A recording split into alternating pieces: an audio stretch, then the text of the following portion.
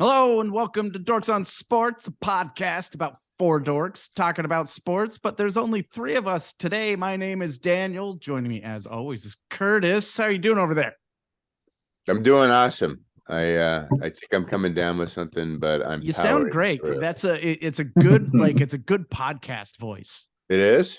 Yeah. It's There's got that lower there's baritone register. It's a little bit of that gravelly. Yeah.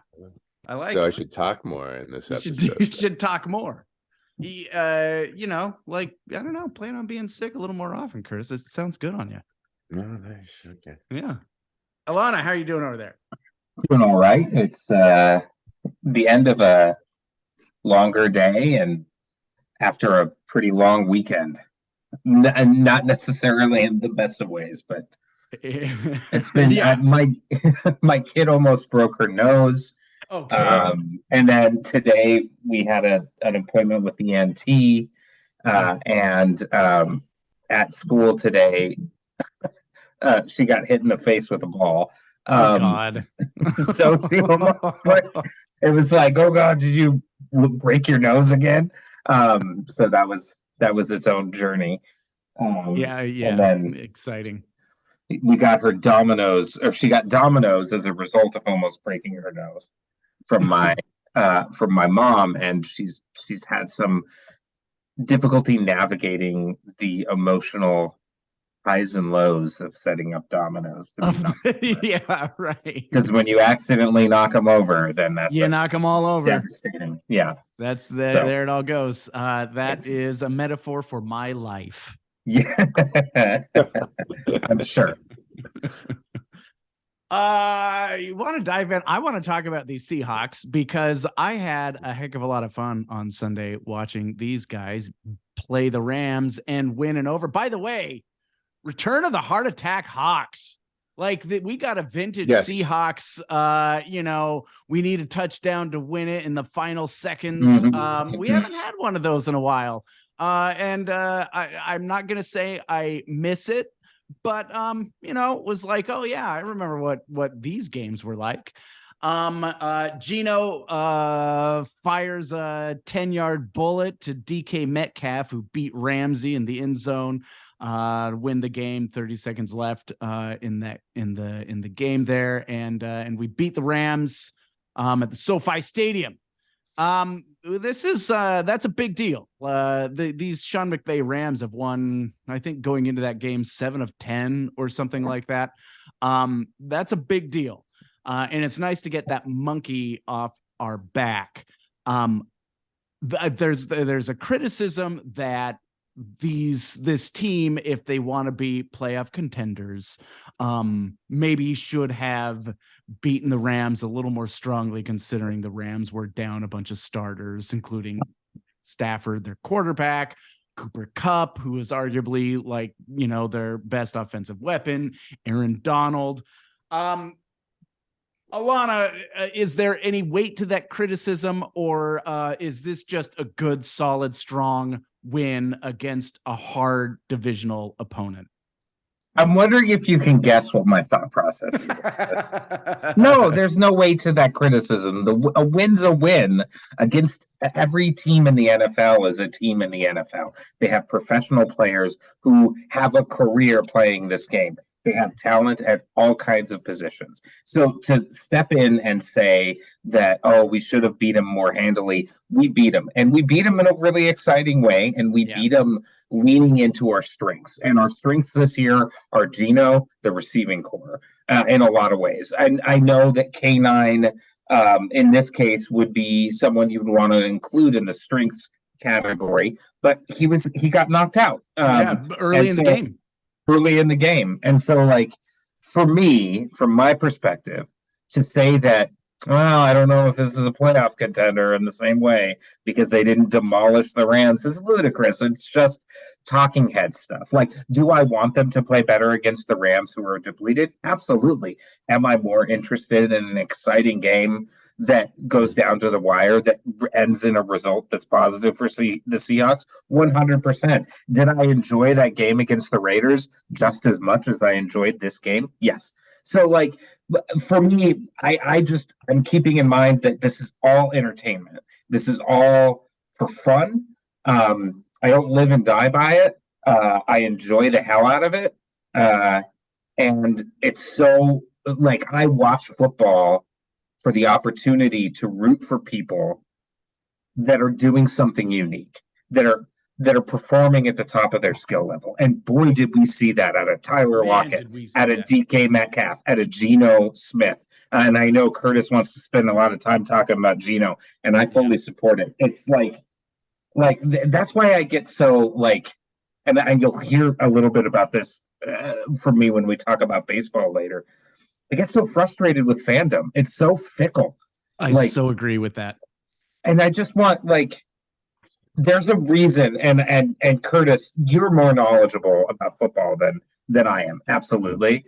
But I don't think that you would say I would be a better coach than Pete Carroll, right? Or I would be a better coach than Clint Hurt.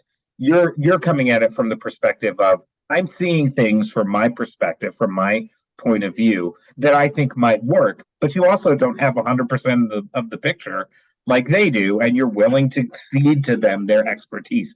All of these backseat armchair coaches that go in, or GMs or whatever, who say, well, you should have done this or you should have done that, or you're not doing a good enough job to please me. They don't owe us fucking anything. They perform for Seattle and they care about Seattle because they're caring, intelligent, successful, skilled people who want to commit their lives to this pursuit of something that is ultimately entertainment. And we feed back into that, and it's great. And the world doesn't end if we lose, and the world doesn't like continue on just because we win.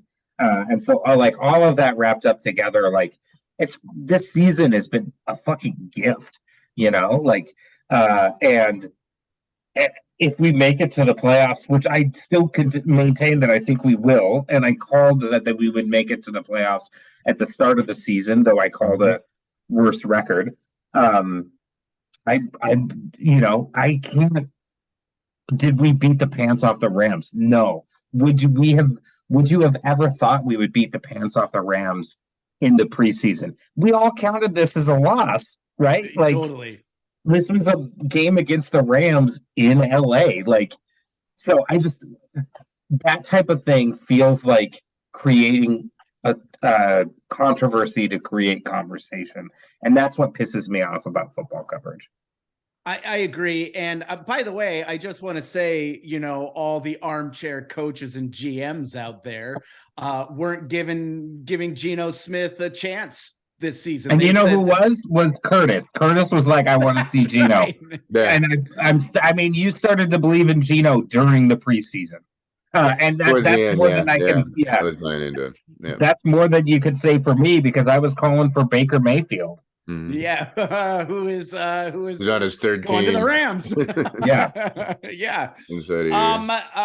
I agree with all of your points there, Alana. I actually think this was one of the Seahawks' strongest wins of the season. Mm-hmm. First, it doesn't matter how bad a team is; a divisional opponent is always going to play you tough.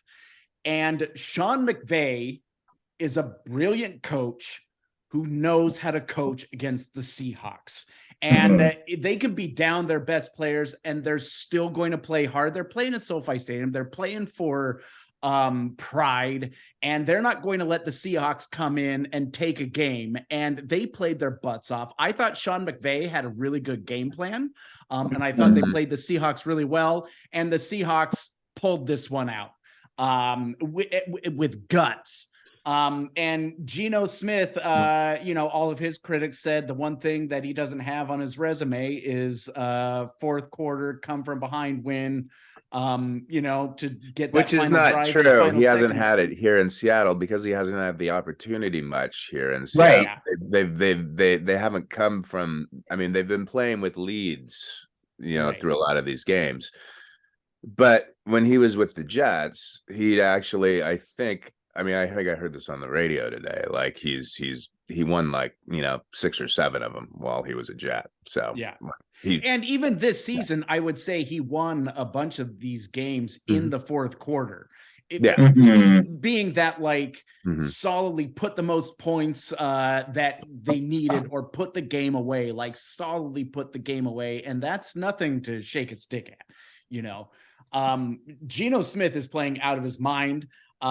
He had he broke a record for most games over 100 over QB rating, consecutive games. He has the most he has the most games in a season thus far of a QB rating of over 100. He has 9 of them, and I believe like previously up through this point, there's no quarterback has ever done more than 7.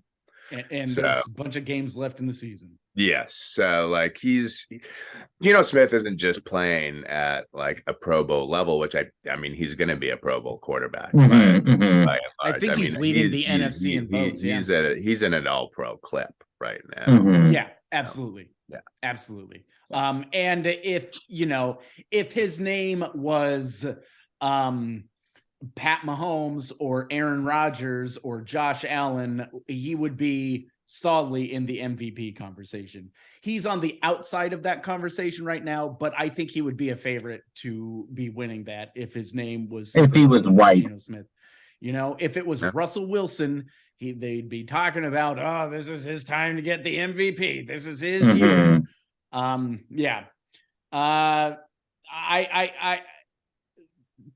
There are a bunch of reasons why I love Geno Smith right now. And the biggest one that I want to point out is his leadership and and the emotion that he displays on the field, which isn't to say like he goes up and down. I think he's very even keel, but he shows it when he needs to, and he plays with a chip on his shoulder. I love to see that. And because I think that inspires a team, not only like the guys around him, on the field, but like the defense and stuff like that. When you can see your quarterback fired up like that. But I also just want to shine light on the fact that, we're seeing a black quarterback do this, a black quarterback who is, has had to go through so much adversity in his career. And then play backup for so long, and then coming in and just taking not only like the starting spot, but playing like one of the best quarterbacks in the league. And to me, that's really inspiring, because we've talked about this before in the podcast, but black quarterbacks aren't allowed to fail.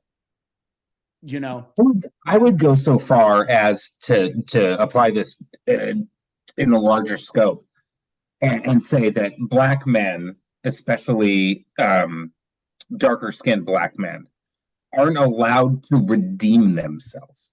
Not only are they not allowed to fail, once they fail, that's all they are. That's it. So they have to be perfect until such a point where they fail, and then we forget about them. And we see that in all kinds of industry, and we see that in the criminal justice system, and we see it in sports.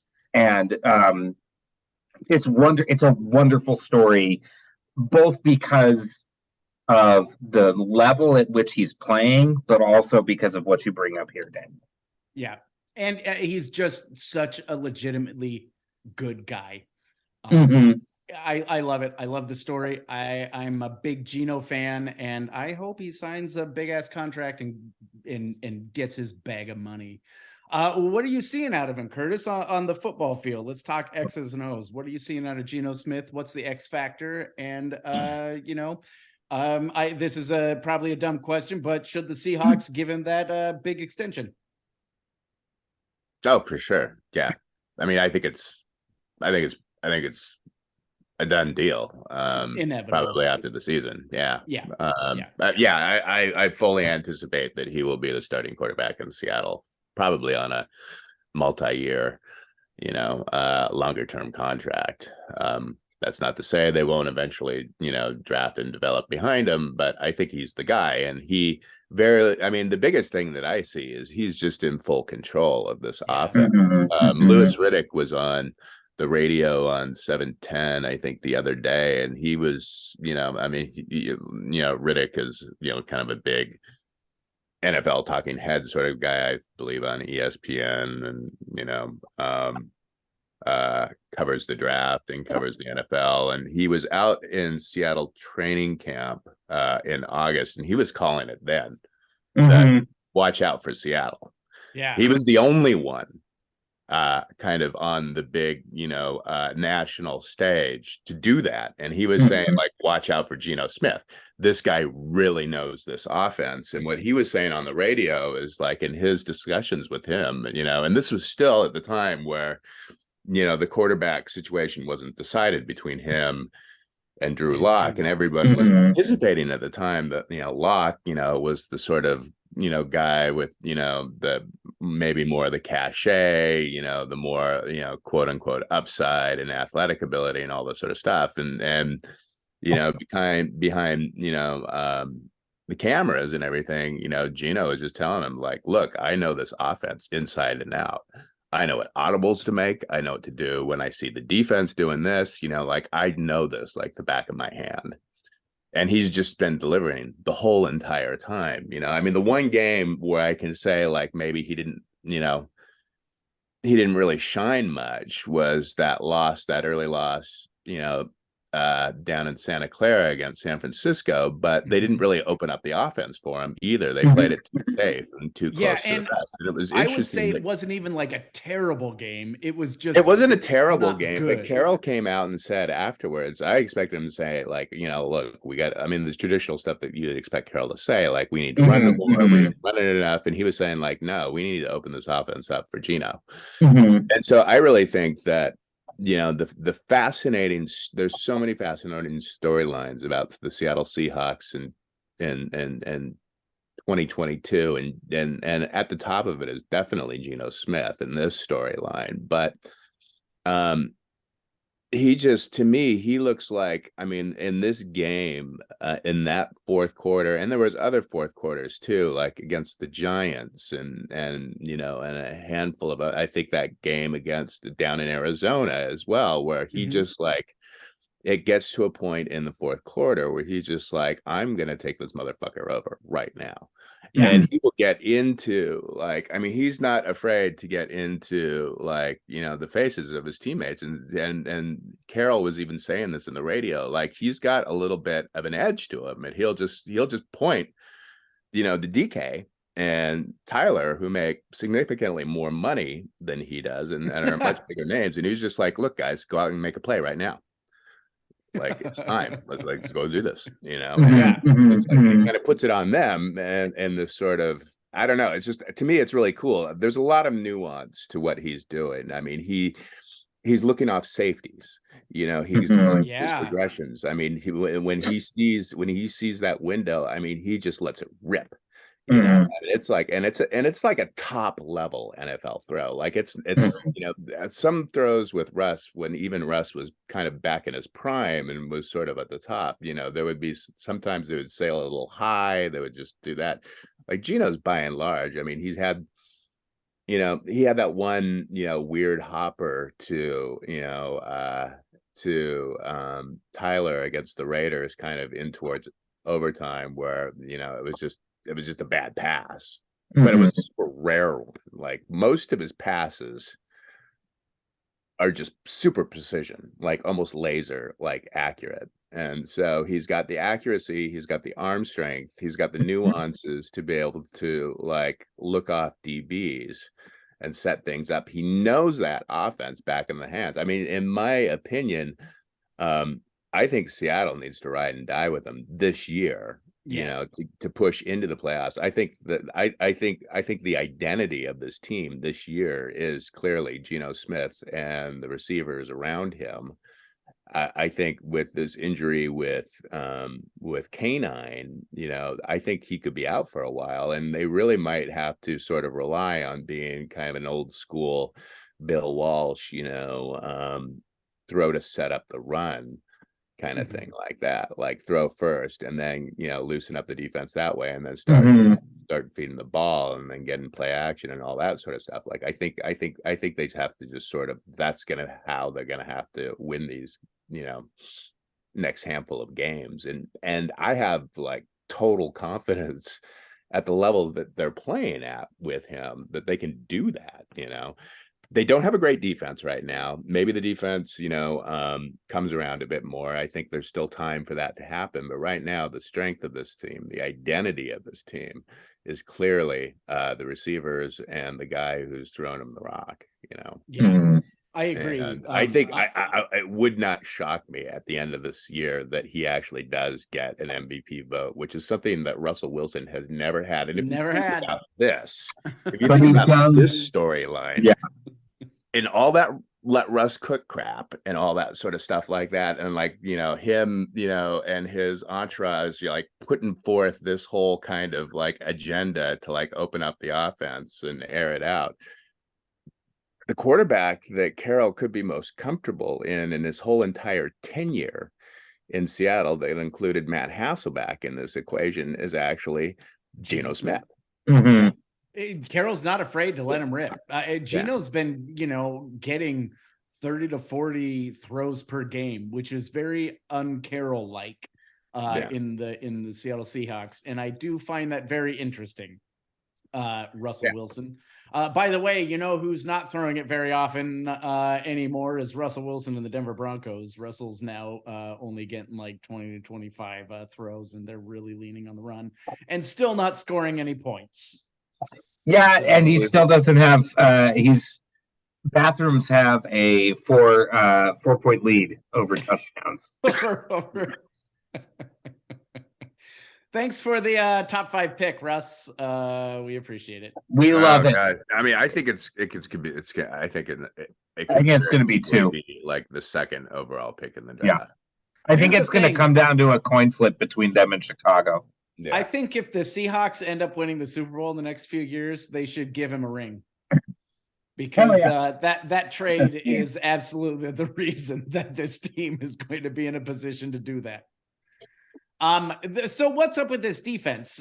So when the game started against the Rams, it kind of looked like more of the same, getting gashed in the run. They're not getting after the quarterback. Things started to adjust a little bit. They started stopping the run. That pass rush was pretty on point in this game. And they were getting rid of the ball quickly. It's not like, we were dealing with a quarterback who was just hanging on to it. Got a couple picks from him. I just want to say, like, as a backup quarterback, having the balls to throw toward Tariq Woolen not once but like 3 times, like, what are you doing? McVay called that, though. That's ridiculous. Like, that's called that from the sideline. Like, that's absolutely ridiculous. Yeah. But Tariq Woolen, 6 picks, tied for the lead in the league.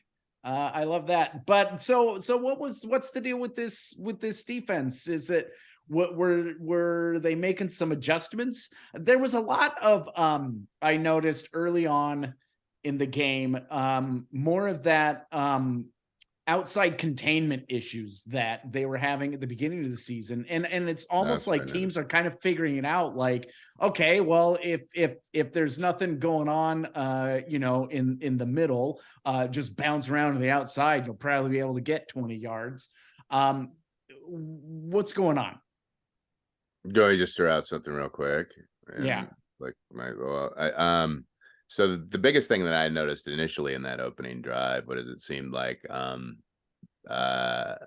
Bruce Irvin in particular was having a really difficult time. Containing the outside, setting the outside edge, like in the whole football 101 thing about, run fits and everything like that. The guys that are on the perimeters, the edge rushers and the defensive ends, their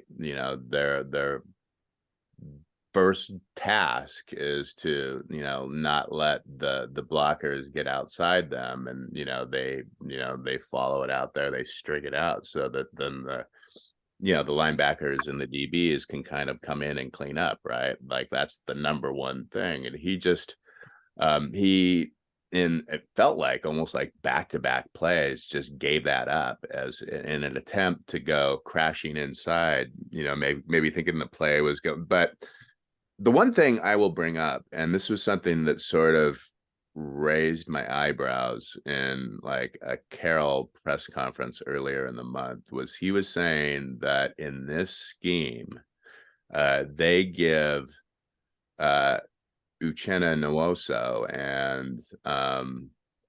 and Irvin the opportunity to freelance and sort of guess it.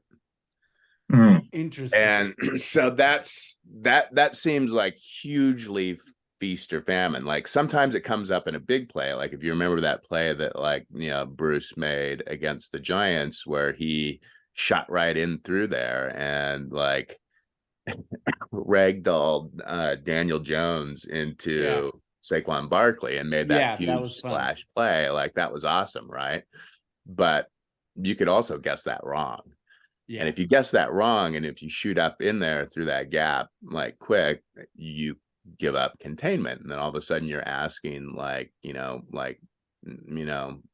DBs to all of a sudden set that edge, which is much more difficult for them to do. So it's like, to me, it's kind of like the scheme I feel like is sort of calling for a little bit more of a riskier kind of sort of like sort of schematic sort of decision. Like they want to be able to like I think in this sort of realm of the 3-4 that they live in, like they really want the edge rushers to be the ones to make the splash plays, but they got to sort of fit it up right. I don't really totally love this, but this is what they're doing. And so, yeah, I think what we sort of hope is that they just sort of get better and smarter about that. Yeah. There was one of those early plays.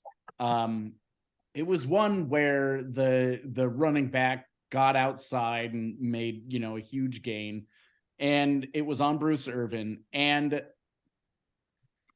I felt like he was in a no-win scenario where, he's taken his blocker, and it looks like the running back is going to come up the gap. So Bruce Irvin pops into the gap, and then the running back goes, okay, that lane is closed, I'm going to go outside. But by that point, Bruce Irvin's already committed to the gap where he was going and loses containment. And so it's like, well, what does Bruce Irvin do then? Does he just wait until he hits that gap? Because if he waits till that running back hits that gap, then the running back's got momentum and he's going to like take that ball for 4 or 5 yards. And I think that's what we're seeing. I think that's why these running backs are just getting so much chunk plays and setting up these like easy third downs. I'm not a football guy. I don't know if it's that obvious, but that's when I was watching it. I was like, man, that Bruce Irvin it was a no-win scenario. It didn't matter what he did. That play was going to go somewhere for that running back. Yeah. Yeah. They adjusted though. I mean, I think they recognized what the Rams were, how they were approaching that. And so I think they sort of called off the dogs. I agree. No, they actually stopped that run pretty well and forced the Rams to start throwing. And that's when they started making mistakes. I mean, there were a bunch of 3-and-out and just really short drives that I thought were impressive. And I'd like to see a whole lot more of that. I think this defense has promise, and they're a little Jekyll and Hyde right now. So we're going to Carolina, taking on the Sam Darnold led Carolina. No, they're Panthers. coming here. Oh, are they? Is it they're coming here?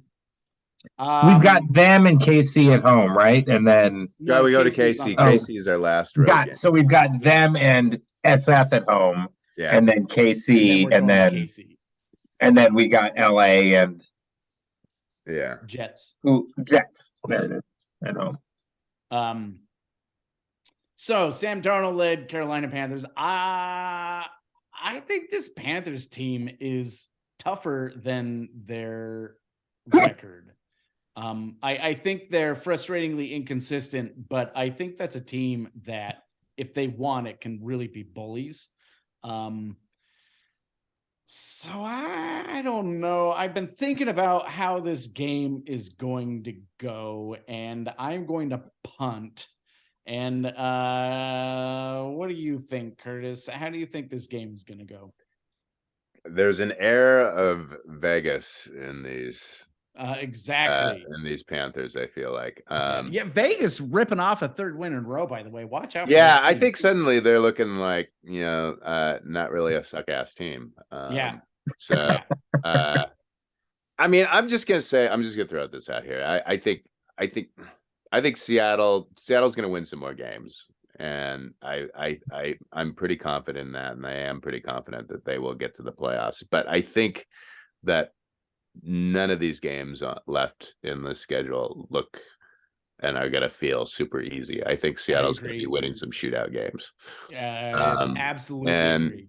I think in this team I see in Carolina, we don't really know, because we don't know enough about like how Darnold is going to do. We've seen that he did pretty well against a tough Bronco team, with their defense. At least defensively, the Broncos are tough, right? But they ran for like 180 some odd yards, and he only threw it for like, I think like $160, but he was pretty efficient with it, sort of thing like that. So I would anticipate that that Carolina is going to, see the sort of tendencies that's in the Seattle defense, and they're going to say like, okay, we're going to run this thing, 38, 40 times and, and just kind of like try and get the ball out of, Geno's hands. I think Seattle might actually be like going like, you know what, we need to get up,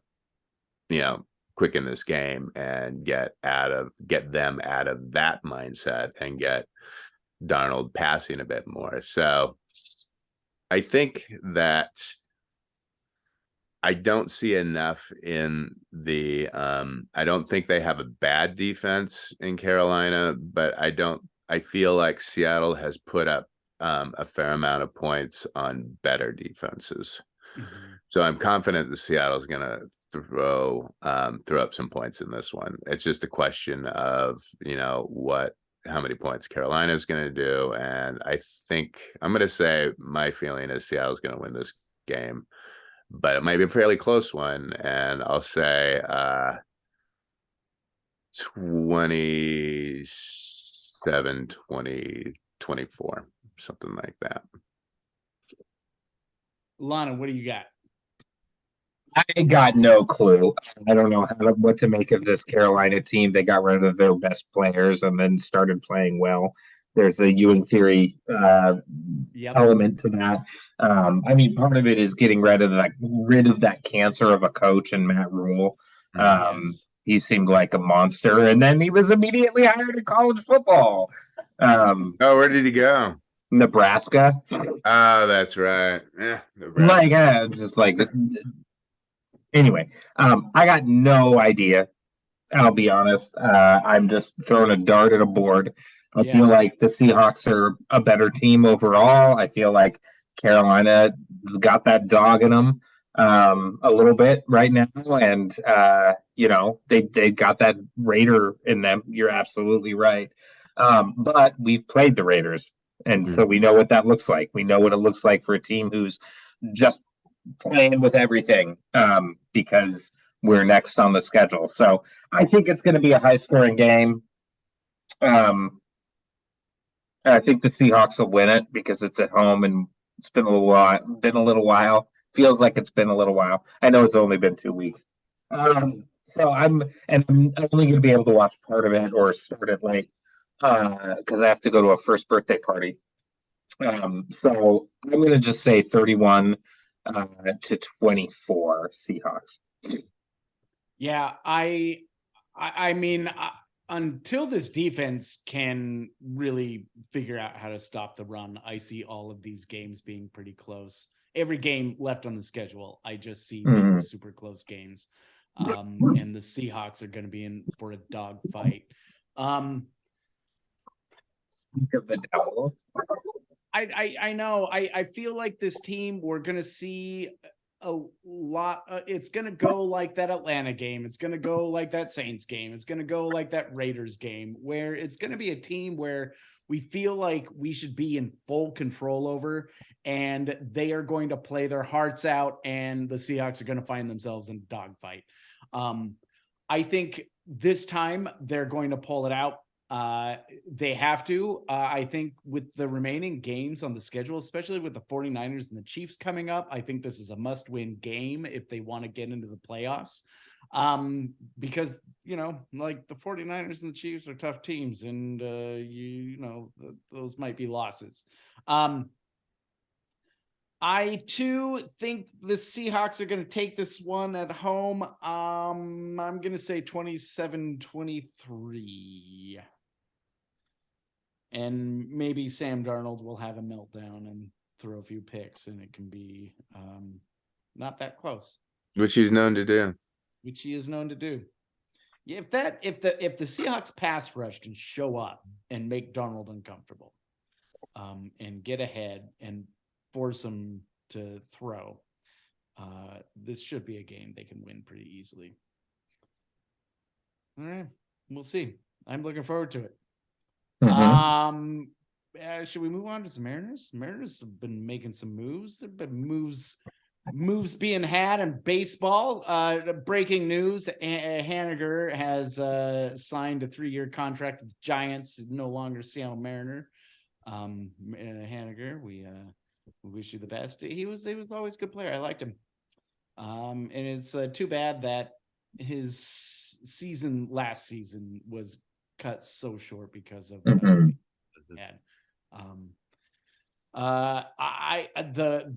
biggest move that I'm a fan of is not a Mariners move, but it's Verlander going to the Mets, getting the fuck out of the AL West.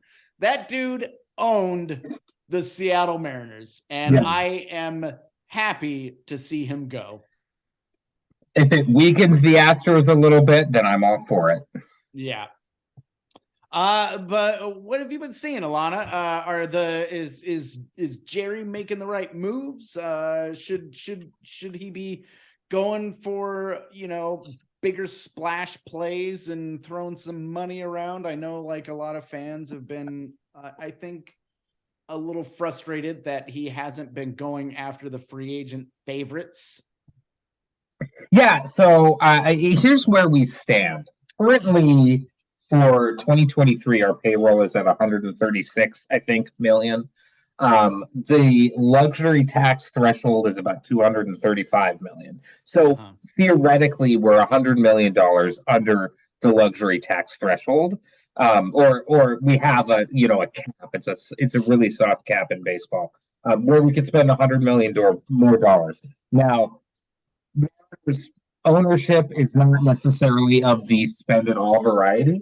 And that is something that the front office has to deal with. And so as a result, instead of going after the big blockbuster free agents, they're going after these trades, these smaller trades, or in some case, larger trades. I think the Teoscar Hernandez trade is a big deal. I think that, we played against them on the Blue Jays. We gave up something to get him, but we didn't give up a lot to get him. And we had, it was Swanee and I can't remember who the other player was. But that was like 3 weeks ago. So, but I think that's going to be, we know 2 of our outfielders now. And then the other deal was to get a second baseman. Now there's been a lot of heat around this deal. And it's because by getting that second baseman, we're kind of saying we're out on the shortstops. And it kind of reinforces the commitment that Jerry and Scott made to JP Crawford. You're our shortstop. And, for team morale, no better move. Like, sure, not bringing in somebody who's going to overshadow JP Crawford defensively at that position. From a defensive standpoint, Colton Wong, who we traded Winker and Toro for and got some money back in it. Colton Wong is a pretty stalwart defensive second baseman. Without the shift in play in 2023, it's going to be he's one of those players that looks really favorable for, both defensively and offensively. He was one of the most shifted against batters in the National League last year, and has a history of hitting really well, with the exception of 2022, against non-shifted infields. And so he's kind of got some secret, I just watched Moneyball. He's got some secret Bill James attributes that would make it so that's a really smart trade. We're going to have probably one of the top 5 defensive infields in baseball next year. Yes. Largely due to Perry Hill, but also due to the players involved.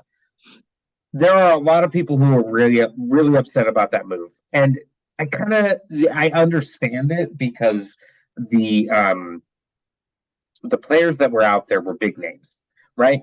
But Trey Turner just signed an 11-year deal for $300 million in Philadelphia, and he has family ties to the Philadelphia area. Right. Can you see a Seattle team negotiating that kind of deal, paying $300 for somebody who's 30 already? Right. He's going to be in his 40s when that deal ends. That's a smart move, passing up on that. Yes. Regardless, and granted, I'm fine with spending the Mariners' money, but why would you invest that amount of money in a player when you have a player like that you've already invested that kind of money in, that you're going to have through the entirety of his career? Yeah. Well, not only that, you're also looking at Cal Raleigh's going to need his payday. Right. We've Kirby. got a young core. Kirby. We do. And so all of that. So by making that move, we're set on our infield. We need a backup first baseman and DH. But where I think what that tells me is that there's a possibility none of those big name outfielders have signed. None of them have. Right. The biggest name outfielder to sign a contract is Mitch Haniger. And exactly. Yes, we lost him. But they also the Giants paid almost $15 million a year for 3 years, and he's from fucking San Francisco. Right. So how can we compete with that? We can't. Done. It's okay. Go Mitch, have a great time in that chaotic NL West. That's going to be a just monster of chaos, and it's going to be amazing to watch from a distance. But Nimmo hasn't signed. God, I can't even remember any of the other guys. Aaron Judge hasn't even signed yet. Aaron Judge hasn't signed. An offer that you would think he can't refuse, but that must mean he is listening to offers from other teams. He is also from San Francisco or Sacramento. So I think that there's a pretty good chance he ends up with the Giants, and he's kind of pushing it out so he can get more out of the Giants. Oh, the smoke is there. The smoke is there. But I think all told, Mariners fans need to chill a little bit, because if you look at the complete picture, we signed Julio, we signed Luis Castillo, we signed Teoscar Hernandez. We got Teoscar Hernandez. Those are 3 big moves, and those are 3 moves that we're investing in the future. Yeah. Teoscar Hernandez is, I think, gone after next year, if I'm not mistaken. And then we did a really player-friendly deal in trading away Kyle Lewis. It was never going to work out here, and we got somebody back who it was never going to work out for in Arizona. We did a player-friendly deal, dealing out Jesse Winker, and we still have more trade chips. So if Jerry Dipoto and Scott Service want to build the team through trades, especially if those trades include Flexen, Marco, our extra relievers, I'm fine with that. Do I want them to? But then at the same time, there is something to me that speaks well of signing Brandon Nimmo. because he's a decent outfielder, but he gets on base and he could slap that ball. And just one more bat in the lineup, and then Kelnick can play DH, and maybe Evan White will fulfill his promise and get back up to the major league level. But like, there's just so much criticism for not spending the New York Mets, New York Yankees, San Francisco Giants, LA Dodgers type of money, and there's a reason for that, and it's a good reason. I think like sometimes people from Seattle like to think of Seattle as this big city, and as a man who was born and raised in Seattle, Seattle's not a city. Seattle is an outpost. Seattle is small. It's small market. So the Seattle Mariners are a small market. The Seattle Mariners don't have Yankee money. They don't have New York or San Francisco money.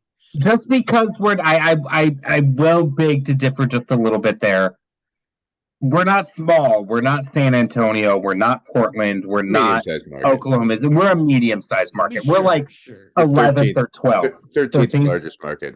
Yeah. So that's like, and we've got a hockey team, a football team, a baseball team, a basketball team, a soccer team. We're a sports town for sure. A sports town. So like, market-wise. And there's a shit ton of money in this town too. And there's a shit ton of money in this town. Yeah. There is a shitload of money in this town. All told, I'm pretty happy with the two big moves. I think that the Colton Wong move will be forthcoming, and that's either going to be in the form of a Japanese pitcher or a stalwart left fielder. I agree. Yeah, and fans need to it is so early in the off season. Oh yeah. Winker was signed. I don't know, when was Winker? He was signed. He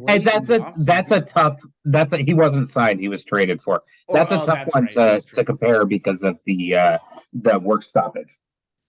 That's true too. Yeah, we traded him during spring training, and they walked across the field and joined the team. And I think Eugenio probably walked into that clubhouse and was like, and then became a Mariner. Yeah, it's not the Winker trade anymore. It's the Suarez trade. Yes. Yeah. But still, people are acting like the Mariners are done wheeling and dealing, and that has never been true. They won't stop wheeling and dealing. No. That's Jerry's way of doing it. Well, let me throw this one out at the two of you right now. What do you think about the prospects? What would you think of the idea of Brian Reynolds in Seattle? I mean, I think that the asking price is going to be far too large for it. I think that I think that involves giving up both Emerson Hancock and the next Taylor Dollard. I think it probably involves Harry Ford as well. And then maybe big name like a Flexen or Marco Gonzalez, who they'd probably cut or trade right away. I think getting Brian Reynolds, if you can swing it, I'm willing to give up like 2/3 of those prospects. I don't want to lose both of the good pitchers. I think he's a perfect fit for our team. But I think the Pirates are going to be like, "Fuck you." They have him under club control for a couple more years, if I'm not mistaken. Yeah, I mean, I'm seeing something that was, a tweeted out sort of report. Take it for what you will, by this Kobe Duncan guy who seems to be a journalist reporter, but he's mentioned about 10 hours ago, per source in caps, Seattle Mariners are in on Brian Reynolds. Names being thrown around: Matt Brash, Jared Kelnick, Harry Ford, Emerson Hancock. Yeah. So I don't want to give up. I don't know if that's like all of them or like a combination of those guys, but I mean, I'd give up Kelnick. I'd give up Kelnick, Hancock, Ford, and then maybe another reliever. I'm fine with it. Like I like Kelnick. I think he can make it. I think Mhm. a change of scenery might do him good. I think Brian Reynolds is the real deal. I think an outfield with Brian Reynolds, Julio Rodriguez, and Teoscar, like I think that is a special outfield. Agreed. Sometimes you got to give up something to get something, but I don't want to give up both Dollard and Hancock. No, yeah, because I Those mean, are our essentially next at that two. point, you're getting rid of your farm, like that's completely depleted. And if this team like the Seahawks to stay competitive, has to do it through the development of their farm system. Can't just give up everybody. That would be fun though. I'm excited to see what else the Mariners got cooking. Because every move that they make, it feels like we're getting closer and closer to the Astros. And I just want to beat the crap out of the Astros next season. Even if we don't win the World Series, I just want to win against the Astros. Quickly before we get into some Dorking, I just want to say I'm really excited that we're running it back with Michael Penix Jr., the Huskies next season. I think another season of Michael Penix Jr. and DeBoer and this Husky team, we could be contending for a playoff spot there. I mean, I think we could be contending for some titles. I think that Michael Penix Jr. is hot stuff. He's real good, and he could be he could be a Heisman candidate. Yeah, he should be. I was surprised. I'm selfishly excited that I get to watch him for another year in this town. I am too. And I'm praying that he doesn't get drafted by like the Rams in 2024. Totally. I know. Yeah. I feel like if he had just like 5 or 6 more touchdowns, he would have been in that Heisman conversation. Yeah. He had over 30 touchdowns. I think he ended with 29 and 7 interceptions or something like that. But he had the most yards. I'm looking forward to it. I think those two, Kellen DeBoer and Michael Penix Jr. have something special. I think that's a special relationship, and I think they really understand each other. But that's really exciting. So go Dogs! It's going to be fun. And when the Alamo Bowl is, the Huskies are going to be playing in the Alamo Bowl. That's going to be coming up. That'll be fun to watch. Against the Steve Sarkisian led, Longhorns. That's not intentional at all. Yeah, totally. Yeah, that'll be fun. I'm looking forward to it. I can't believe that guy got another fucking job. Like, how does a guy like that just keep getting football? He went and won a national championship with Saban as his offensive coordinator after he got canned. From UW, from USC, or USC. Apparently, he sobered up or something like that. So chance. I mean, we're willing. Chance. Can you imagine if Deion Sanders got busted being drunk at a bowl game? This is exactly. Would he get another chance? Never coach again. I mean, really, 100%. If we're going to be talking about college football, that's the storyline to talk about: is how exciting it is to prime have, time. Prime time. Yeah. 12 coaching, the Colorado. Yeah. I think that's super fun because now all of a sudden, like, I mean, with Caleb Williams down in USC and what Utah seems to be always doing and Oregon always seems to be doing and like Washington coming around and now you getting like prime time in like Colorado, like all of a sudden, like I think that like college football out west has the potential next year of being pretty exciting for the next few years. Yeah, it's gonna be fun. And they kind of have to. It felt like there was a mass exodus.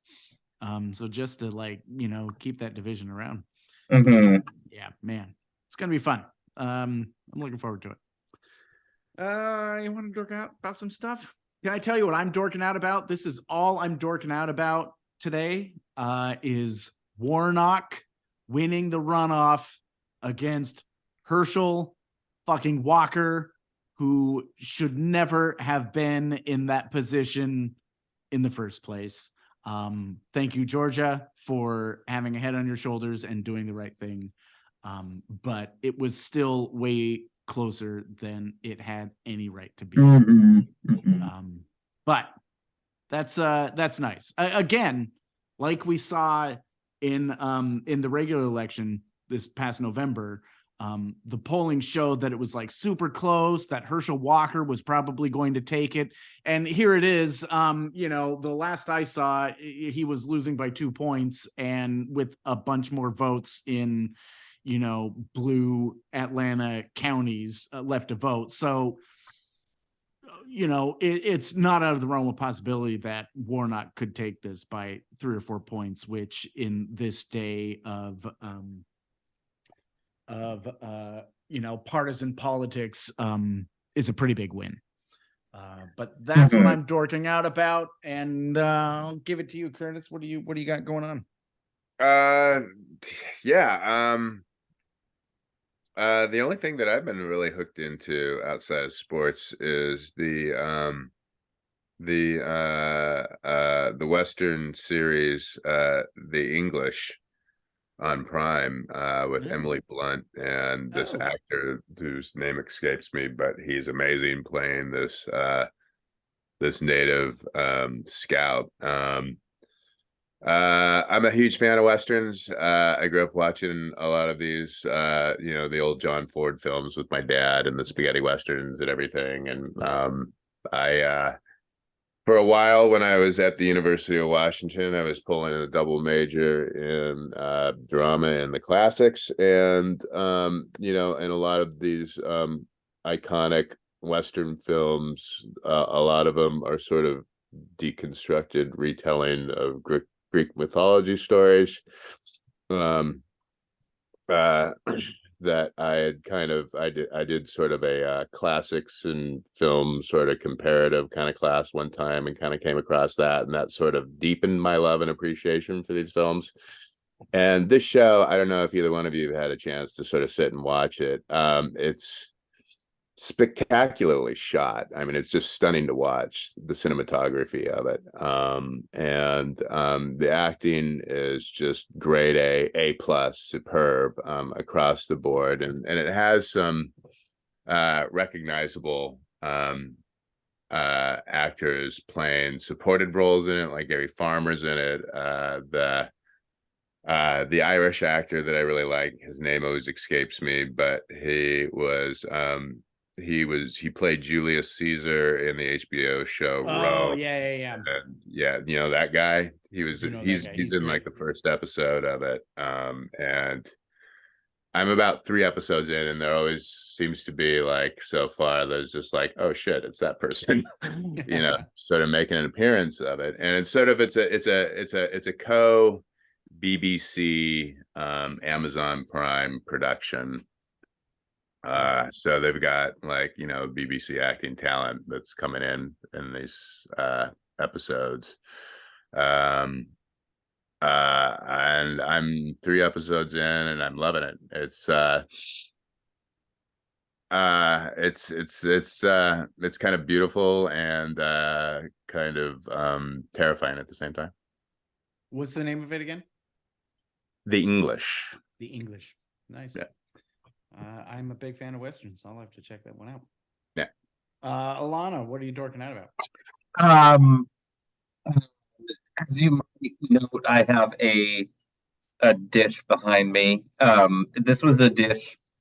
This is not a picture of food I made, because I'm not a good Instagram photographer. You're not a food photographer? No, I don't really do that.